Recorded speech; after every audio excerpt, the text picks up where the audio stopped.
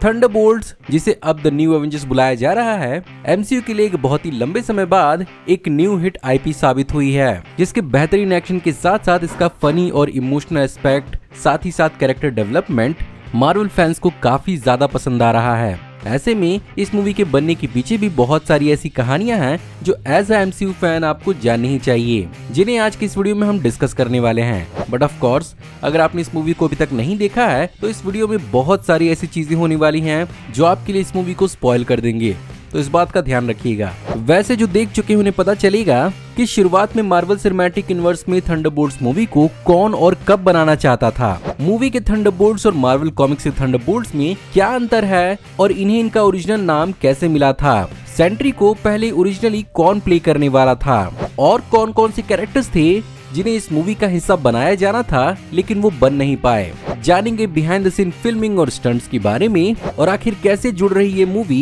Avengers doomsday के साथ। ये और बहुत कुछ आपका इस वीडियो में इंतजार कर रहे हैं, तो फिर देर किस बात की। हे गाइस, मेरा नाम है पंकज सागर और आपको स्वागत है गेमों को हिंदी की एक और फ्रेश वीडियो में। Now without wasting any more time, let's get started.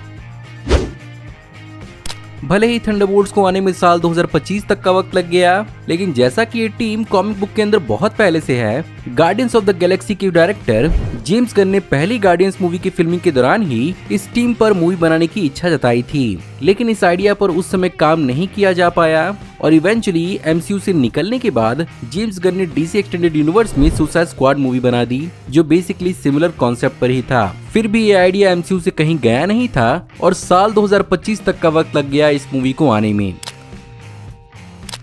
Louis Pullman ने सेंट्री के कैरेक्टर को काफी अच्छा जस्टिस दिया, जहां पर वो इसके डार्क साइड वॉइड को भी काफी अच्छे से प्रेजेंट कर पाए। बट क्या आपको मालूम है कि इनसे पहले एक्चुअली सेंट्री का role Korean American actor Steven Yeun play करने वाले थे, जो वॉकिंग डेड के अपने कैरेक्टर ग्लेन के साथ फेमस तो थे ही, साथ ही साथ उन्होंने इनविजिबल सीरीज के अंदर इनविंसिबल / मार्क ग्रेसन को अपनी आवाज देते हैं। थंडरबोल्ट्स के डायरेक्टर जैक श्रेयर ने उनके साथ ऑलरेडी बीफ सीरीज में काम किया था, जिसकी वजह से वो उन्हें इस मूवी के अंदर चाहते थे, बट बीच में हो गया सैग आफ्ट्रा स्ट्राइक और जब वो रिजॉल्व हुआ तब स्टीवन युआन की शेड्यूलिंग कॉन्फ्लिक्ट्स होने लगी, जिसके कारण यहाँ पर उन्हें लुइस पुलमैन के साथ रिप्लेस किया गया। इस मूवी के अंदर हमें अलेक्सी शास्ताकोव को अपनी एक ओल्ड फुटेज को देखते हुए दिखाया जाता है, जिसमें वो परेड का हिस्सा होता है। वेल एक्चुअली ये फुटेज और ये परेड एक्चुअली रियल लाइफ के 1 मई 1981 की रशियन लेबर डे परेड थी, जो मॉस्को स्क्वायर में हुई थी। बस यहाँ पर अलेक्सी शास्ताकोव के रेड गार्डियन वाले कॉस्ट्यूम के साथ उसे इस फुटेज का हिस्सा वीएफएक्स के थ्रू बनाया गया। इस मूवी के अंदर हमें बहुत ही जल्दी टास्क मास्टर को खत्म करते हुए दिखाया गया था, लेकिन एक्चुअली ओरिजिनल स्क्रिप्ट के हिसाब से टास्क मास्टर और लंबा इस मूवी के अंदर टिकने वाली थी और बेसिकली यहाँ पर टास्क मास्टर की भूलने की बीमारी को मूवी के one of the central funniest points में से एक बनाया जाता, लेकिन यहाँ पर ऑलरेडी सेंट्री के बॉब के साथ उसके मेंटल इशू और ट्रॉमा को सेंटर में रखा गया था, जिसके कारण वो चीज अप्रोप्रिएट नहीं लग रही थी। वैसे ओरिजिनल प्लान तो ये भी था कि यहाँ पर घोस्ट और टास्क मास्टर को बॉन्ड करते हुए दिखाया जाता, बट ऐसा नहीं हुआ।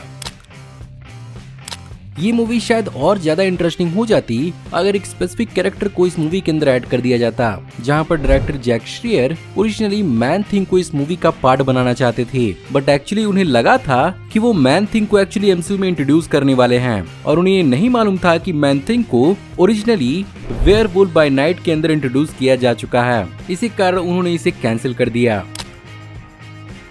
इसके अलावा इस मूवी के अंदर एक और कैरेक्टर को इंक्लूड करने का प्लान किया गया था और वो होने वाला था बिल फॉस्टर / गोलायत, जिसे हमने Ant Man and the Wasp movie के अंदर देखा था और वो बेसिकली यहाँ पर घोस्ट के साथ अपने फादरली रिलेशन को कंटिन्यू करता। बट जैसा कि यहाँ पर उन कैरेक्टर्स को इंक्लूड किया गया था जिनके लाइफ में या पास्ट में किसी ट्रॉमा को एम्फसाइज किया जाना था, इसी वजह से यहाँ पर इस कैरेक्टर को इंक्लूड नहीं किया गया।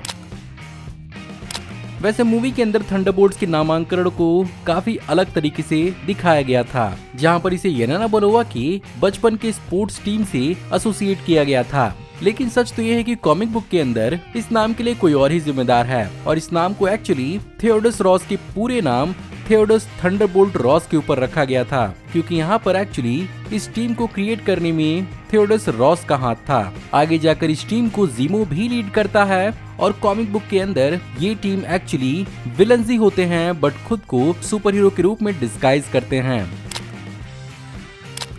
इनिशियली इस मूवी की फिल्मिंग मिड जून 2030 को शुरू होने वाली थी, जो लगभग 6 महीने तक चलती और माना ऐसा ही जा रहा था कि उस समय इस पर राइटर स्ट्राइक्स का असर नहीं देखने को मिलेगा, बट ऐसा नहीं हुआ और सैग आफ्ट्रा स्ट्राइक का असर इस पर भी देखने को मिला। फाइनली इस मूवी की फिल्मिंग 26 फरवरी 2024 को एटलांटा मेट्रो स्टूडियोज जॉर्जिया के अंदर शुरू हुई, जहां पर इसका working title oops all berries था। इसके साथ साथ इसकी कुछ एडिशनल फिल्मिंग मलेशिया के अंदर भी हुई थी।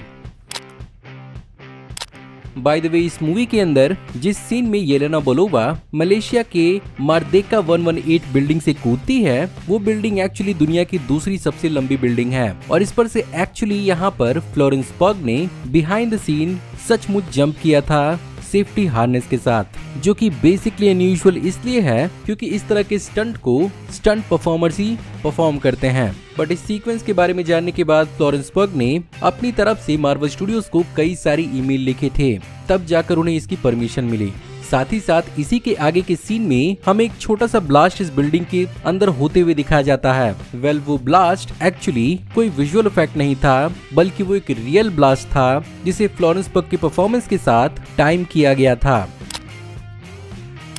खैर, अगर यहाँ पर विजुअल इफेक्ट्स की बात की ही जाए तो इसकी शुरुआत सितंबर 2024 में हुई, जहाँ पर visual effects Industrial Light and Magic, Framestore, Digital Domain, Rising Sun Pictures, Renault VFX, Base VFX, Crafty Apes और मैबियल स्टूडियोज के थ्रू किया गया। जहाँ पर सबसे इम्प्रेसिव था एक्चुअली वॉइड का अपने टारगेट्स को शैडो में चेंज कर देना। ये एक्चुअली इंस्पायर्ड था रियल लाइफ के हिरोशिमा और नागासाकी के इंसिडेंट्स के ऊपर, जहां पर बहुत सारे विक्टिम्स की सिर्फ और सिर्फ परछाइयां ही पीछे छूट गई थीं।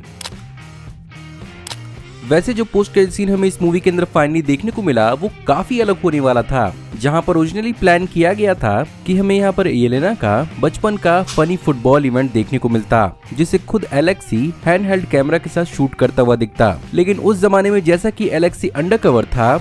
एलेक्सी को अपने अमेरिकन एक्सेंट के साथ दिखाया जाता, जो कि फनी नहीं होता, इसीलिए उन्होंने इस सीन को इंक्लूड नहीं किया। अब इस मूवी के अंदर पोस्ट क्रेडिट सीन काफी इंपॉर्टेंट था, जो ऑलमोस्ट 2 मिनट से ऊपर का था। बट क्या आपको मालूम है कि ओरिजिनली इस मूवी के पोस्ट क्रेडिट सीन के अंदर हमें कैंग द कॉन्करर देखने को मिलता, क्योंकि ओरिजिनली ये मूवी टाई इन होने वाली थी एवेंजर्स कैंग डायनेस्टी से।